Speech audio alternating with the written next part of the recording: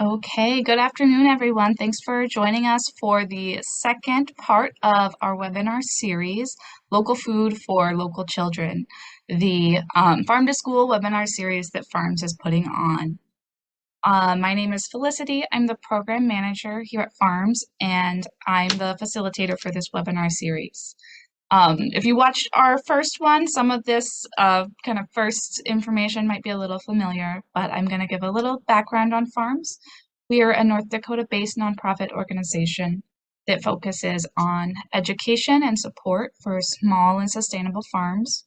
Our goal is to provide resources and training to farmers, whether that is starting up a farm business, helping you scale up and find new markets, or helping make your business more sustainable, both for the environment and for economic viability. Today, our webinar focuses specifically on farm to school, and this is the second part of our two-part series. We held our first session last week, and we really focused on kind of making farm to school a little more approachable and going over some broad definitions and examples of farm to school efforts in our state. Today, we want to focus on helping you take that first step toward selling to schools. So whether that is navigating that first meeting and contact with a school, or hearing from some producers and processors who have been involved in farm to school efforts about how they got started and being able to answer any questions that you have. Toward the end, I'm also going to go through the resource document that we compiled to accompany this webinar, and I'll show you kind of how to use that and navigate that document, and hopefully you can use that as you start moving forward if you decide selling to schools is a market that you would like to pursue. Before we really get into the content of the webinar, I quickly will go over some of the guidelines in Zoom. Participants might have noticed when they logged in that their audio was muted and their cameras were off. We do this just to cut back on background noise and make it a little easier for our panelists to speak. But I do want to encourage you to still participate in the session. We're here to answer your questions, so if you are joining us on Zoom, please utilize the question and answer feature that you'll see at the bottom of your screen, or feel free to put comments into the chat box. If you're joining us through Facebook, go ahead and leave a comment on the video and we will try to address those as well. There's a little bit of a lag time, so we might not see it right away, but we will make sure that we address your questions as well. So moving on, the first person we have speaking today is Deb Eglund, who's going to be talking a little bit about navigating that relationship with the school or the school district. So without further ado, I'm going to pass that over to Deb. Are you good, Deb? I think so. See if this goes. Okay. So I guess one of the big things is we are supposed to be following this bringing the farm to school curriculum that we're all on a panel, I guess, to work on. And this part is just a little piece of it because it's 2-day training. This is about selling to school markets. Oh, I should have known. It won't go. I can't make the screen go ahead. Well, just a minute. Oh, there it went. Took me a while. Okay, so there's two primary ways you could sell to schools. Either you could do it direct to school, like you go and talk to the school, which is the absolute best way, or if you could go through a distributor, but you'd have to have a lot of product, and that's not as personal that way. When USDA did a farm to school census, the last time they did one, they found out 40% of schools report they get their local food right from a farmer directly. So that's actually a pretty good way to do it, especially in our state, because if you had to get a big volume to go to a distributor, you'd be trucking it and it would cost more than it would be worth. Okay, direct to school supply chains. This is what people think of. They think of this nice farmer out in the field or a rancher with his cows, and then there it is at the school. They like to have a nice relationship and know who the person is. It's become really, really important to people lately to know where their food comes from. It's a big concern with a lot of people, whether they live in small rural North Dakota or even in big towns. School buyers could be called different things. We usually call them cooks, school nutrition directors, food service managers. Sometimes in more official USDA things, they call them school food authorities. Sometimes it might be the business manager that you would talk to, or the superintendent, or a school board member, whoever would be the most receptive to taking pride in offering local foods at their schools. The things that people really like about farm to school, direct to school, is potential benefits like really high customer satisfaction. You can give them little flyers or posters that say, this food is from so-and-so's farm today. And then it kind of allows you to keep your brand and grow your business there. You can potentially, I really struggled with putting this potential market for lower grade or odd sized products on here. We don't want you to give them awful things, but if you have, at the farmer's market, people want to buy all the same size cucumbers, tomatoes, whatever. If you have really mixed up sizes of things and they were going to use them chopped up on their salad bar, then that would be good. Or if you had huge, big squashes that the school could roast and they wouldn't need to all be the same size, little small ones that a family would want, you'd be all right like that. It's just a really nice way. When you talk to the school, what you need to find out is what they're going to use it for. Because if they would get apples from you, well, you know how kids are. If somebody got a smaller apple than the other guy, they're going to start switching out, trying to reach in back, get the bigger one. But if it would be something all cut up, it wouldn't matter as much.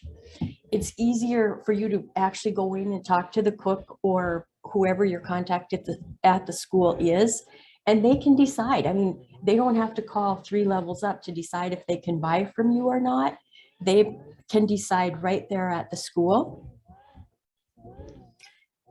Some of the things that you'd want to ask them is what they use. Like, do you have a salad bar? Do you use real potatoes? Are you interested in meat? Are you interested in honey? Whatever you would have. Maybe there's something they use. They use a lot of lettuce, and I know that's not the easiest to grow around here, but it is something that most of them use on their salad bar. Cucumbers and tomatoes, it seems like they just can't get enough. That's what kids really, really like. Local meat, lately people are really interested in local meat, and I'm so excited about that. It's really nice if you can say, we get this from Farmer Tom or Farmer Frank or Farmer John or anybody like that. And then if the one really good benefit that local farmers would have compared to the big food trucks are if they want 3 pounds of broccoli and 6 pounds of cucumbers, you could give it that way. Even meat, you could put it in 3-pound or 5-pound packages, because what they buy on the big truck is 4 10-pound tubes. For a lot of small schools, that's just too much. And they thaw out a whole 40-pound case, whether they need it all or not. So it's kind of wasteful. Sometimes they might want to know, like, what are your food safety practices? They're not going to say that you need to be licensed or anything like that, because you don't for fresh produce and honey, but they might just want to make sure you don't have cows right upstream of the garden, things like that. Make sure you have insurance. Some of the things you might do to differentiate yourself and make sure you stand out from the big truck guys is you could say you would do field trips at your farm if they're interested, or you could come and do classroom visits, or just walk around in the cafeteria, maybe give them a flyer about your farm and whatever you make. And then if you are from the community, which is hopefully what you are, being local, then it supports the whole community, and you could be at other community events as well.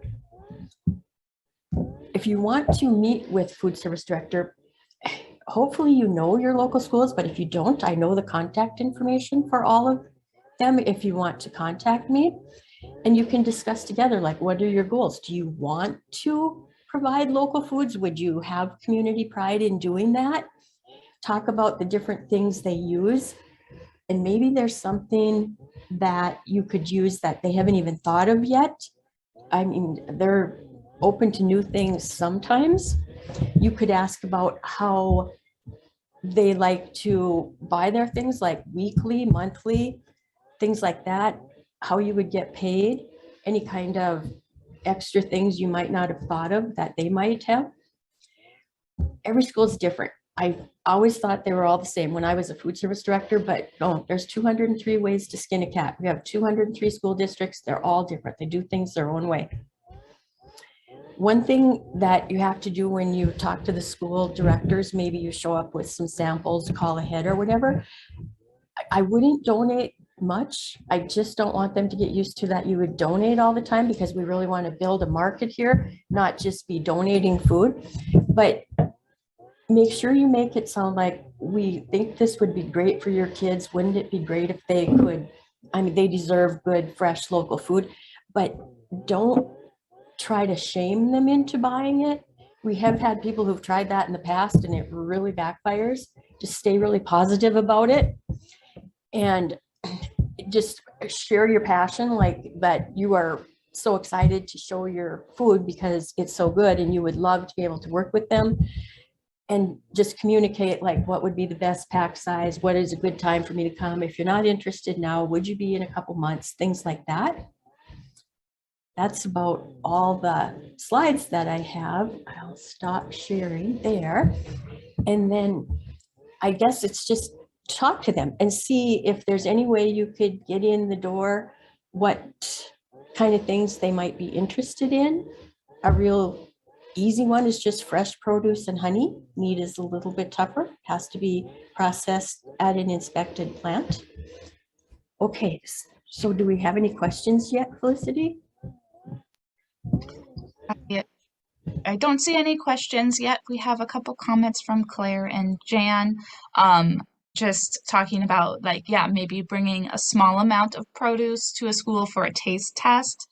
And then Jan just said, really learning what the school's specific experience and, motivators are on that last slide you had is really important. And find out if they have a salad bar. That's a biggie, because they could put a small amount of something out there and see how it goes. And then if it goes well, use more. They don't need to have like 200 servings of that one thing. If it's just a small thing that only a few people would like. We do have one question right now. Can you sell eggs to school? You can if you have an egg license from the agriculture department. It's only like $10 a year, and they come in and look at your operation, and then they give you an egg license, $10 a year. Pretty easy. You just ask the people at the egg department, and it's on their website who you check with. And would you say there's a larger market for eggs at schools? Is that something that they're looking for as much as produce and meat, or is it just depends? No, I don't. A very small school might want to buy fresh eggs, but bigger ones, that's a lot of cracking eggs to do. I mean, you could ask just in case. I actually think it might be smarter at childcares. They would tend to go for that a lot more than schools, I think. Okay. All right. Well, thank you so much, Deb. And we do have more open time for questions at the end. So I will make sure that we encourage anyone to think about your questions as you're going. One thing that I really liked that you talked about in your presentation is getting to know each school and just making that connection and figuring out what they're looking for. I think a lot of people assume there's one way to do farm to school, and it's one really specific program. And one of the things I wanted to talk about in this webinar today is that farm to school can really look so different depending on the produce that you have, depending on what the school is looking for, and just a lot of other factors. So that's why we brought a few different panelists in today who have all had experience with farm to school, and for each of them, that experience looks different. So I want the attendees today to really think about how will farm to school work with your product specifically and the schools nearby you or in your district. So I am going to pull up our panelists today for this next session that we have. And we'll start by doing some quick introductions with everyone, and then we'll go into a question and answer session. So let's start with you, Mary. Would you be able to take a couple minutes just talking about your farm and your experience working with farm to school? Sure. Hi, everybody. My name is Mary Podal, and I'm representing Stahl Farms. So that's my son, Jared, and his wife, Ashley, and my grandson, Emmett. And we grow vegetables, or Jared grows vegetables. That's what his dream is. It's what he's very, very good at. And then we also do value-added crops. So that's us in a nutshell. Will we come back to more of this, Felicity, or should I take my 5 minutes now? Go ahead and take your 5 minutes. Okay. Now. Thank you. A few years ago, he came up from Oklahoma where I raised him, and he loves growing all kinds of things, but he thought that tomatoes and peppers were what he really wanted. And so we've got a couple high tunnels. We've just got open air, and we got involved. It was really easy with the Bismarck schools because we saw a request for proposal online. And we added value to that with on-farm activities with the kids. So every year, except when COVID hit, we've had kids from the schools come out. And last year was so much fun, as Claire Lowstuter, who is so much help, can attest, is we had more teachers want to come out than we had time and energy for. But I believe there are 11 schools came out. And so you can see in the picture that we do some activities with them. We teach them about farm to school. We teach them about healthy vegetables and healthy soil. And as you said, every farm is different, but I have been in conservation all my career, and so having that important tie to education was important for me. And then Jared absolutely loves growing the vegetables, and Ashley loves to cook, and Emmett's just a joy around. So that's who we are. We've been involved with School to Farm, our farm to school, for about 4 years now, maybe 5, and every year has been a little different. I guess we just love it. We love being part of the school system, and they have made it so easy to be a part of this. Very, very interesting. I like to be part of the community. This is a way that we give back too. And I really liked hearing Deb talk about that market. It's not just about donating food. It's about having a reasonable price that we can have in the community that is for both the farmers, the schools, and our communities. So thank you. We appreciate being here today, representing agriculture, a small farm, and helping promote school foods. Felicity? Yeah, thank you. Let's move on. John, would you be able to introduce yourself and some of the work you've been doing recently with getting beef into schools? Sure. Thank you very much. And so my name is John Roswick, and my wife and I own and operate South 40 Beef. South 40 Beef is a USDA processing plant in Mott, North Dakota. So we're on the southwest corner, of the state. We started this business roughly 11 months ago. So it's a new business. The reason that we kind of started the business is we've been raising cattle, for a couple of years. and raising cattle is not a profitable business. It's a labor of love business. And so what we wanted to do, our mission at South 40 Beef, is to get folks in North Dakota to actually eat North Dakota beef. We have, what we call northern cattle out here. Most cattle out here in North Dakota is black-hided cattle, Black Angus or some sort of a cross. And we have some of the best genetics in the country here in North Dakota. We have some of the best grass. Once you really get west, of the Missouri, there's a lot of pasture land out here. We have access to water, we have access to grass. And over the past 20 years, we've had access to corn, right? As we evolved our farming practices over the past 20 years, we've been able to put, more corn, in the ground. And so in the state of North Dakota, we now have an opportunity to finish, cattle. We're more known as a cow-calf, state. However, you do see more and more ranchers finishing cattle. And so that's our whole mission, is to get people in North Dakota to eat North Dakota beef. We were approached roughly 2 months ago by IBAND. IBAND is a cattle association.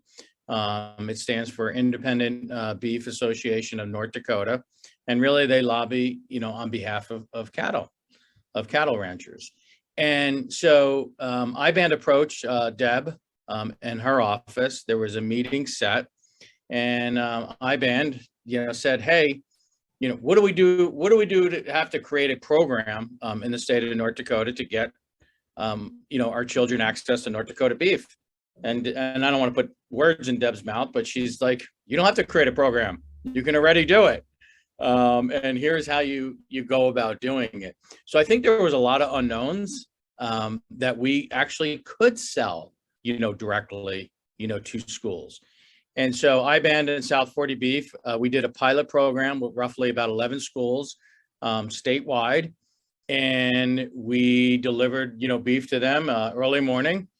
And all of the feedback from the schools was, it smells like beef, it tastes like beef, and really the yield was better. Meaning that I know Fargo has done a test.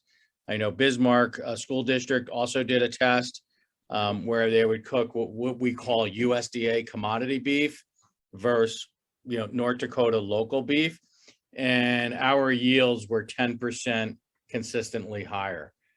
So what that means to the school is, if they're going to serve 1,000 pounds of ground beef in a particular week, they're actually going to yield roughly 100 pounds more than they would with USDA commodity beef. And so currently we are delivering beef to roughly about 33 schools statewide. So we're in the southwest part of the state. However, we do deliver beef statewide to the schools. So, this Thursday, we're going all the way to Cavalier. If anyone knows where Cavalier is, it is almost on the Canadian border, up probably 2 hours past Grand Forks. And then today we're, all the way, today we deliver beef to a school, and it's, on the South Dakota border, right? So it really depends, but we've had great support, from Deb and her team, and we've had amazing support from the schools themselves. And I'm not the only source that the schools can buy from. There's other processors throughout the state. And, I encourage every school I speak to, hey, if you don't want to buy from South 40 Beef, that's great. But, buy from, your local USDA processor or your local, state inspected, plant. So overwhelming, response, positive response from the schools. We deliver it either fresh or frozen.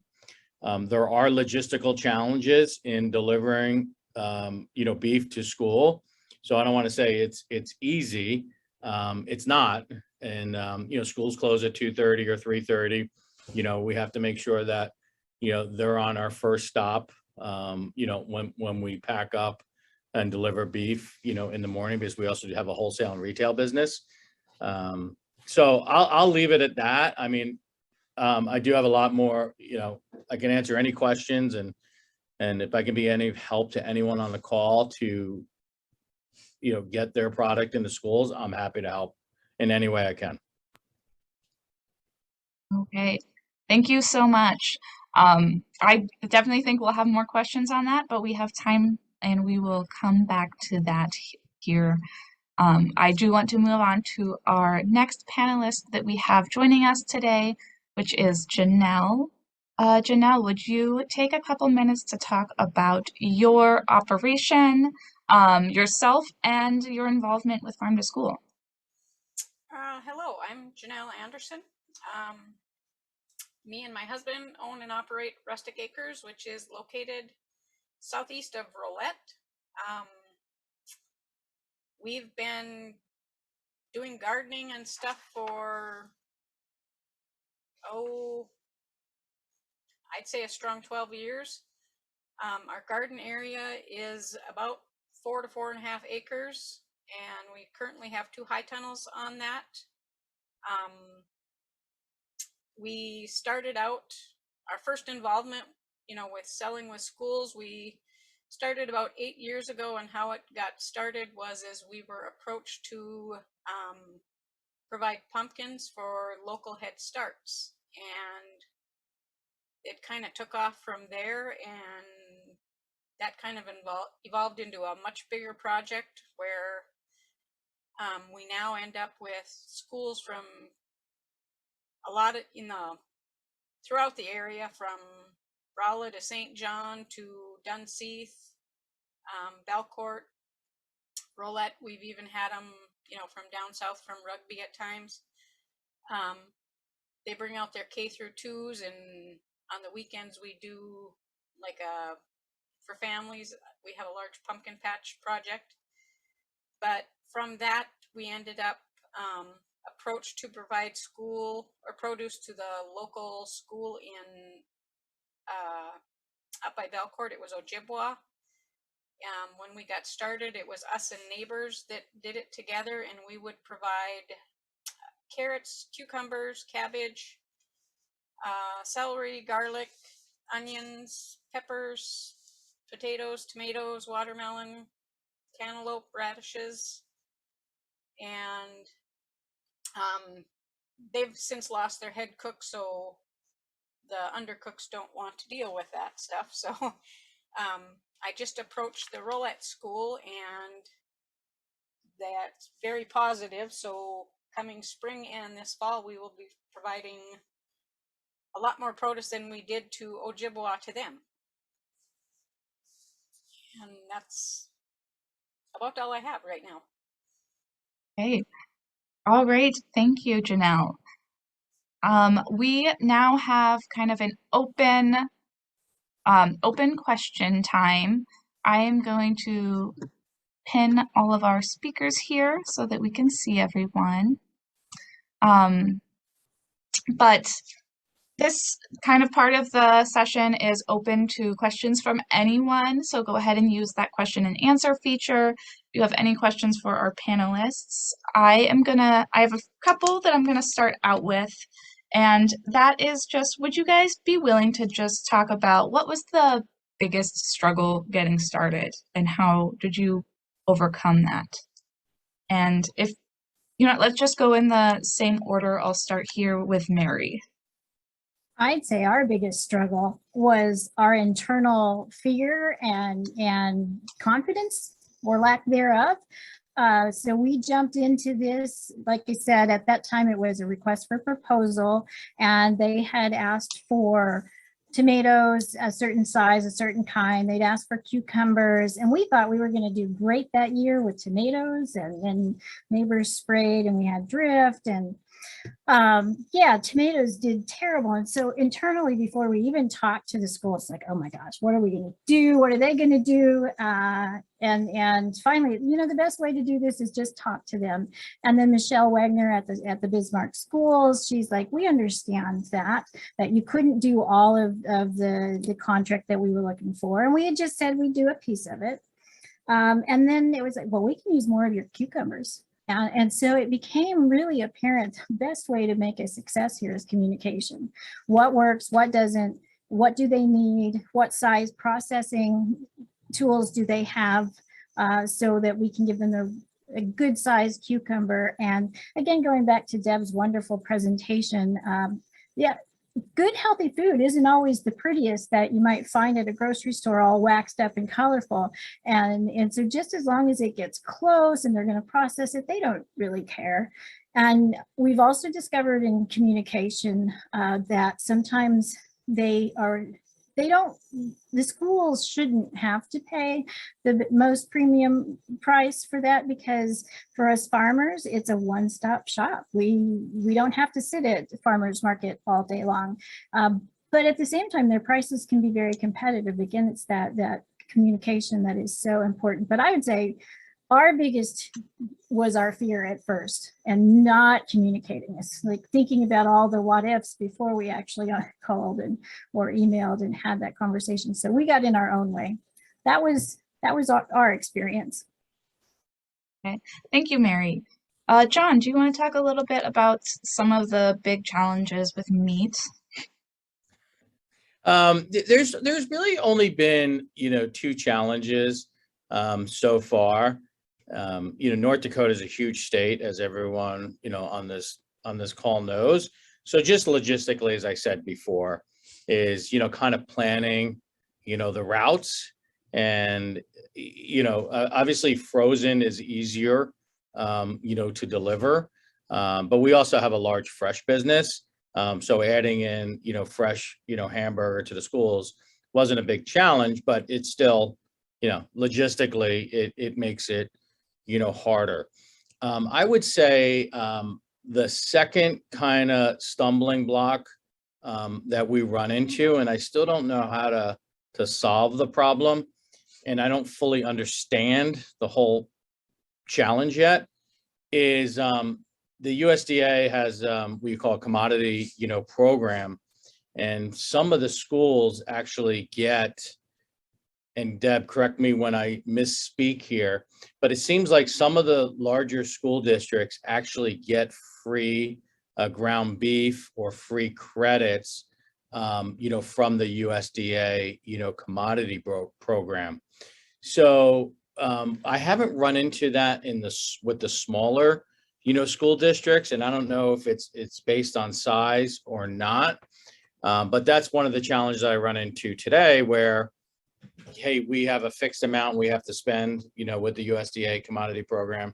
Beef is what everyone, wants and what everyone buys. It's easy to go spend $100,000 on beef, and it may be harder to go spend $100,000 on something else, for the school. So I think that's one of the bigger challenges I have, is how do we scale, this program of, beef to school, beef to farm, across the entire, state. And that, Felicity. Yeah.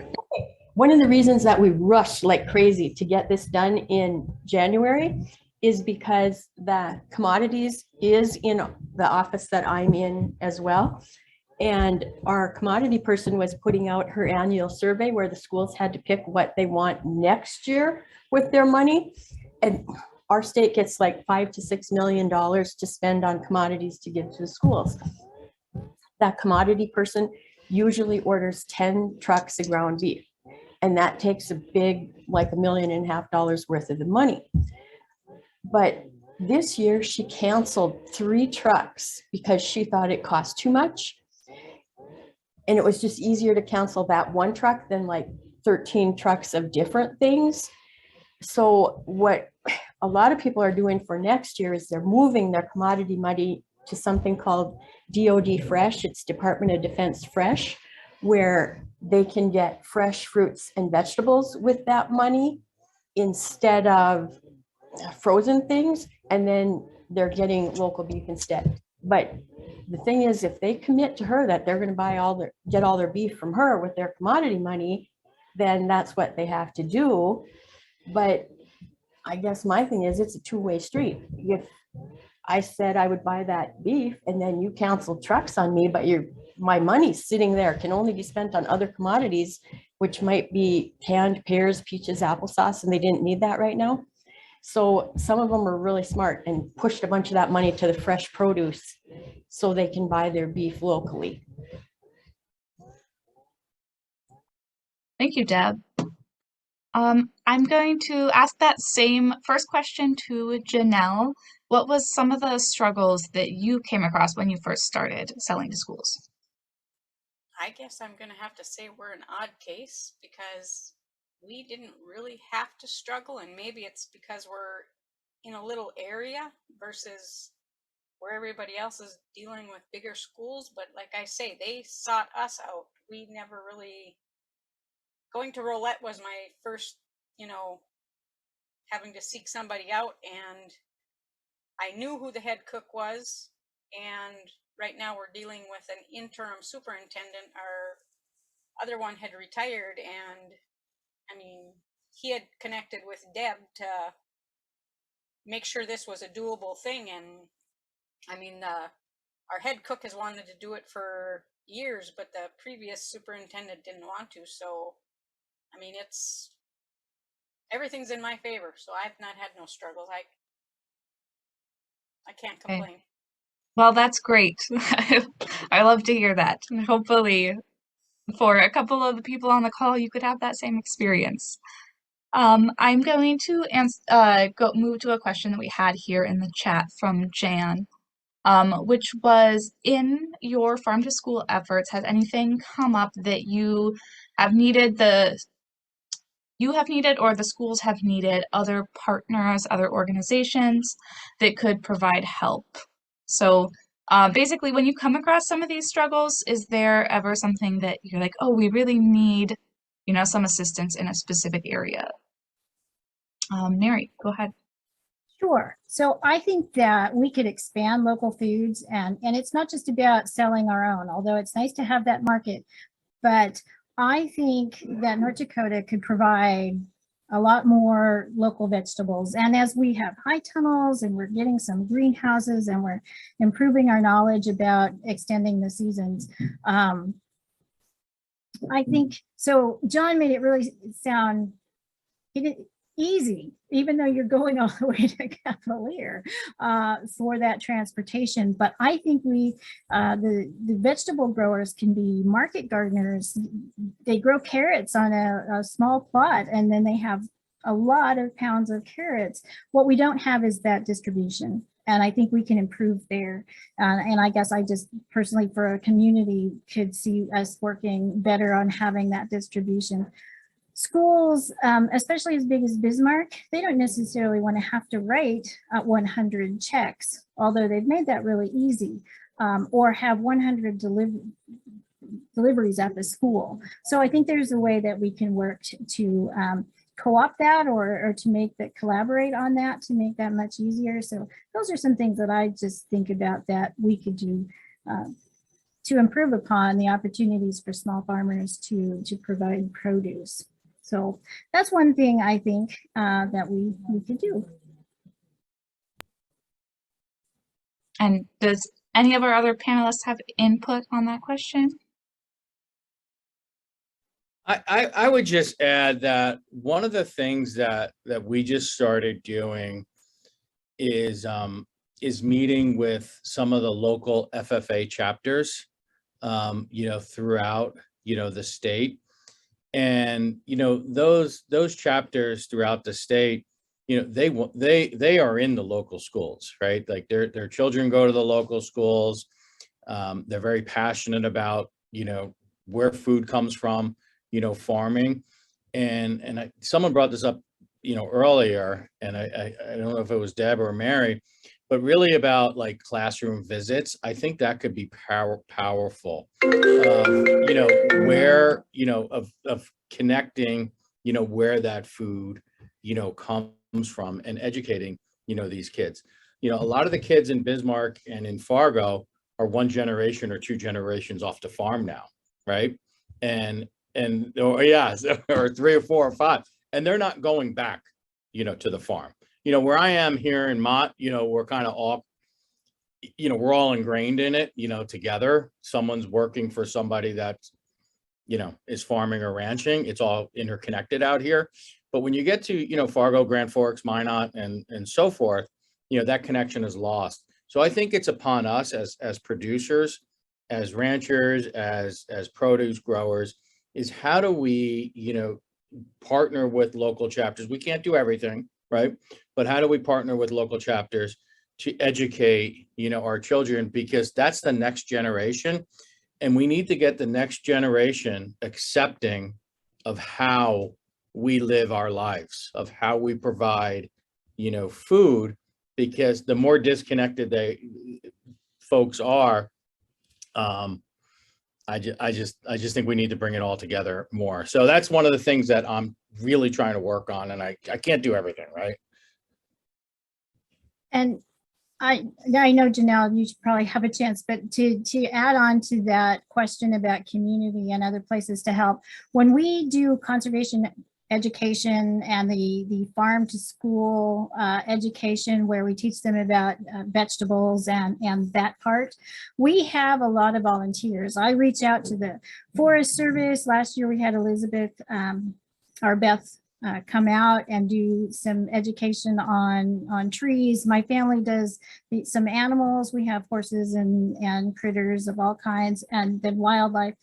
And so a farmer or a rancher that has a place but doesn't have the interest or the skills maybe to talk like I do, because I, you know, that's what I have a gift, I guess. That's what God gave me, is the opportunity to chat a lot. But there are people out there in the community to help. Extension, oh my gosh, when this last year, we couldn't have hosted those 11 schools without Extension being there to help with some of the units. So there are entities out there to help with that piece, but also with just growing the food, high tunnels, ways to extend your season. So soil conservation districts, lots of people want to help. We just have to ask them. Janelle, did you have any thoughts on community partners or organizations that could help? We have had, did the same thing where we've had the schools out and, you know, the kids doing farm tours and stuff when we first got the high tunnels and stuff. We have not done it in the last few years, more because of, I believe it was 3 years ago, I went through the SMA training, and they do not want people in your gardens because it's a food safety risk. I agree, yes, that they need to come out, but I'm thinking, you know, if I would offer it again, I would have to have a separate garden area that, you know, they could enter and they couldn't get into the rest to pose problems and risks to the rest of my garden. It can be a touchy situation, but I mean, I'm all for getting them out there and learning and actually seeing where stuff comes from. It does a lot for them. Okay, thank you. I am looking at the questions here, and we have some specifically for John. So one question we had from Heather was, would you be able to give a rough estimate of price-wise where you need to be at with getting hamburger into schools? Like, is it comparable to, you know, what you're selling at retail, or, you know, kind of what does that look like? Sure. Sure. Happy to answer that. So we consider schools wholesale. So at South 40 Beef, we have a retail business, and we also have a wholesale business, and wholesale means to restaurants, et cetera. And so, you know, our wholesale pricing, you know, for a hamburger Right now, 85.15 is $3.79 per pound. And so that's what we went out to the schools, with when I spoke to, many of the school districts. We went out at $3.79 a pound. And we actually guaranteed that price through the end of this school year and also for next year. So when they think about ordering for next year, they know what that cost is going to be. It's very good for us because when we deliver beef to schools, it goes in, 5-pound chubs or 5-pound tubes, or even, we don't really do 10-pound. They're on back order like everything else. But we do 5-pound. And if you think about it from a labor perspective, it's a beautiful thing. Like the more 5-pound tubes I can do of hamburger, it's better for actually my business instead of doing 1 pound, because you have 5 times, the amount of labor.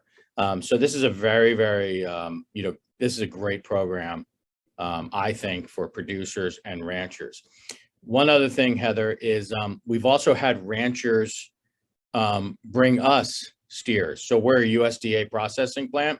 So we slaughter under USDA, and then we fabricate under USDA, or cut and wrap under USDA. And so we've had, a rancher in Hettinger County, come to us 2 weeks ago, brought us a steer that then he's turning around and selling that hamburger to the Hettinger County school district, which is amazing.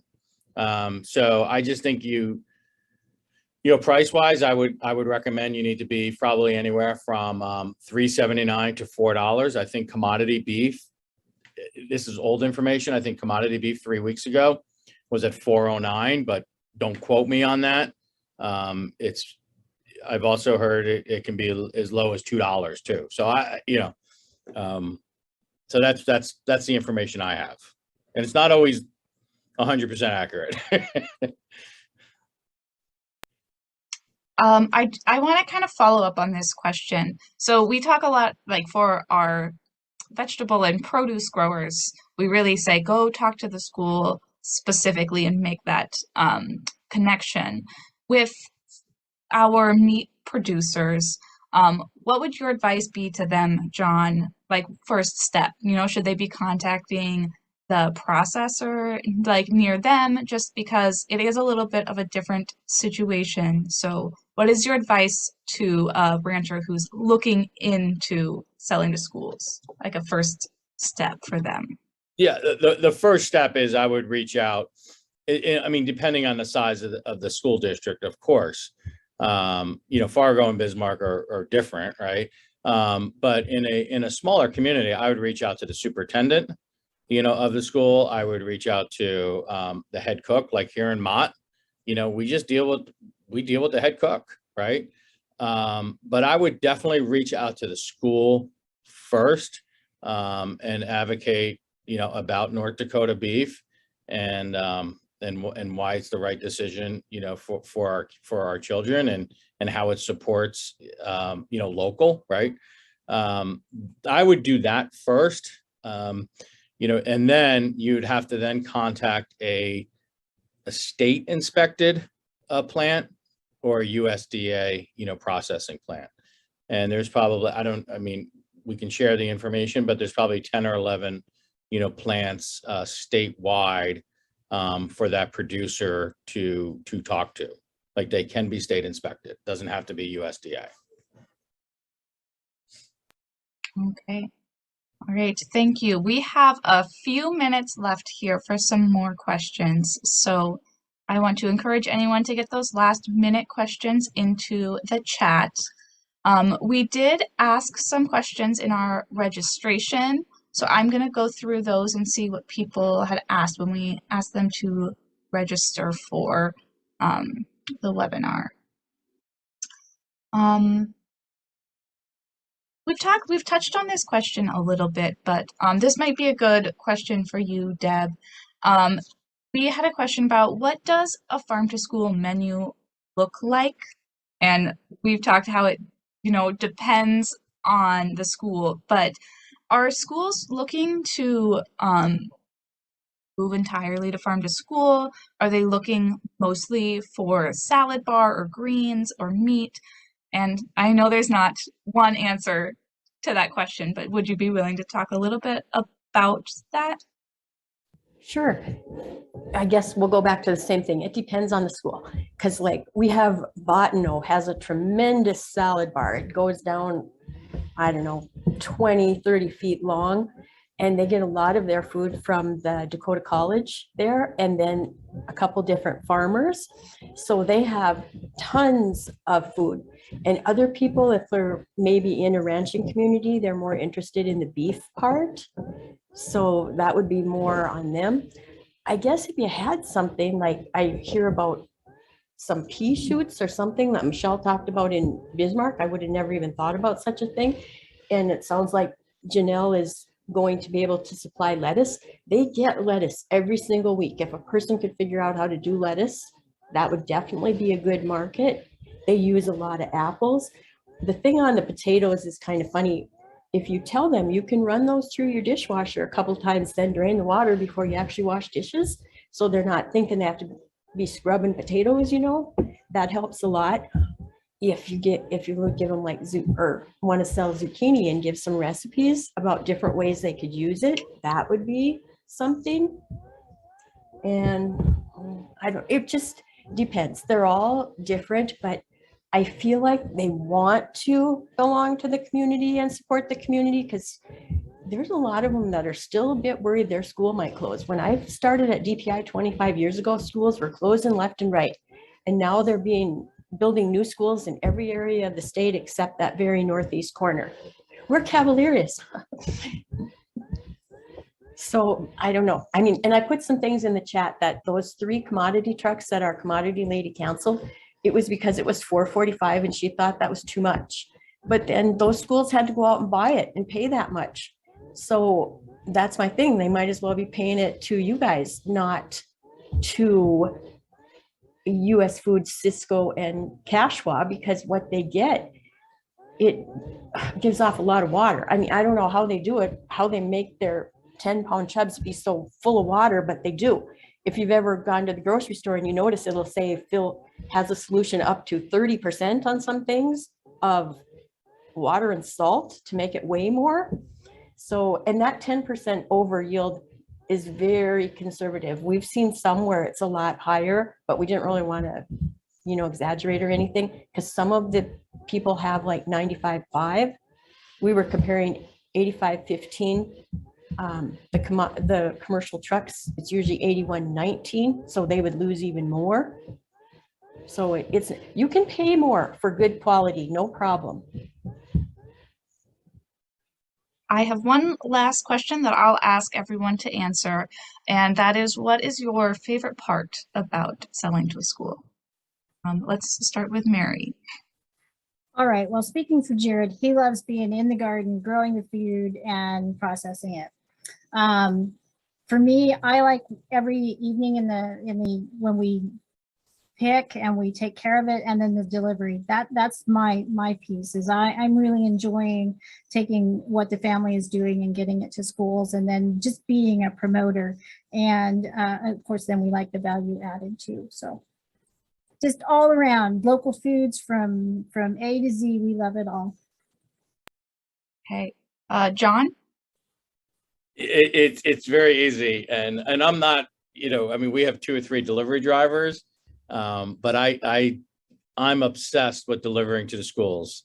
It's fun to, I get a kitchen tour, and I get to meet the folks that are actually, hands-on, cooking the beef, and the compliments that we get back, about the beef, it just makes it so worthwhile.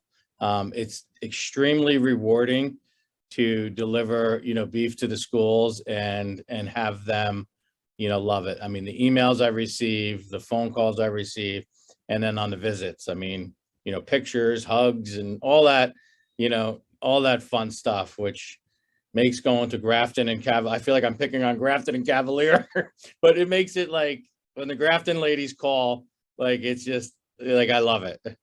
And so then, I'm actually going to Grafton and Cavalier this Thursday morning. So I love it. Love delivering. Okay. Janelle, what is your favorite part about selling to a school? I just love getting the produce that I sell into the schools, and then you turn around and, the kids you see them in there when you're delivering it, and they recognize you, and you are out on the street next, and, they recognize you, and you get called the produce lady, and it's very rewarding. Okay. All right. Thank you all for spending your time sharing about your experience and answering questions today. We are running out of time here, so I'm going to take the last little bit and talk about the resource document that we have compiled for you guys and how you can use that as you start this journey of doing farm to school. So I'm going to go ahead and share my screen here. And this is the document. I emailed it out prior to our session today, and I'll email it again afterwards to anyone who has registered. But this is just some resources that we have put together that can help you as you start selling to schools. So this first section here is just general guidelines around selling local food and selling to schools. So we have this top option is always going to be your hyperlink and then just a short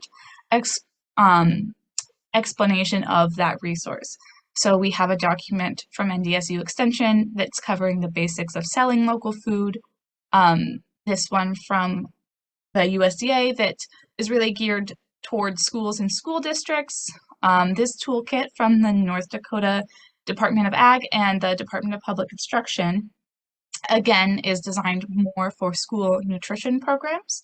But this producer's guide is really geared toward producers and the questions that they have, as well as the website from the North Dakota Department of Agriculture with more information on farm to school. This next section is specifically on beef, and Deb shared these resources with me that have kind of a brochure and some information, as well as a map and list of state and federally inspected processors for beef, and a quick guide about that. So these are specific to North Dakota and will be really helpful for our producers. The next section here is resources from the National Farm to School Network. So these are not specific to North Dakota, but they will be really helpful and they are very robust. So these might be a little overwhelming at first, but we have them kind of broken up here. This link will bring you to an overview, and then we have some PDF downloads of worksheets and planning guides. So if you follow this link, this is a lot of helpful worksheets to help you work through and answer some of these questions that we've talked about, and guide you through the questions to ask when you are meeting with your school. And I wanted to find one specifically on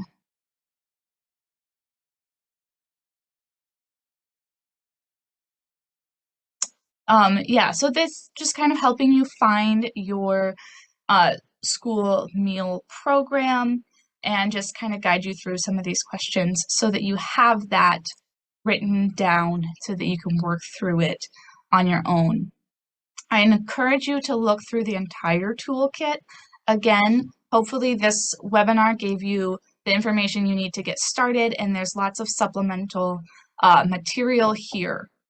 And then this last section we have is just some of our neighboring states who have a farm to school program going. So these are links to look at what they're doing just for inspiration and ideas. So that's the document we have and all of those links for you. And so make sure you check that out and kind of keep that with you as you begin planning to sell to a school.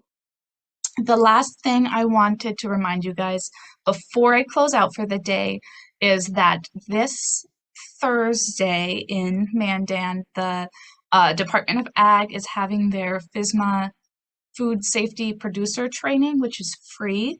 Again, it's not required to sell to schools, but if you are looking to start selling to a school or selling to some more markets, that's a really good option to get trained in that.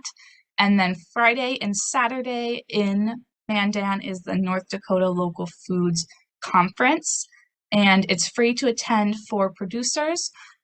Registration is free, but you do need to fill out that registration form. And there is going to be a session from Claire, who spoke at our last webinar about Farm to School, and is a really great opportunity to maybe meet some of the people who are on this call in person. So I will make sure and get those links to you in an email after this, along with the recordings of the webinars. So that's everything I have. I want to thank everyone for their time today, especially our panelists who were here sharing all of their wealth of knowledge on this subject. And I hope that we see some more farm to school efforts happening. It's definitely already started. So I really appreciate that, and I'm hopeful to see where it goes. Thank you, Felicity, and thanks to Farms for hosting. Yes, absolutely. Thank you, everyone. Have a great day.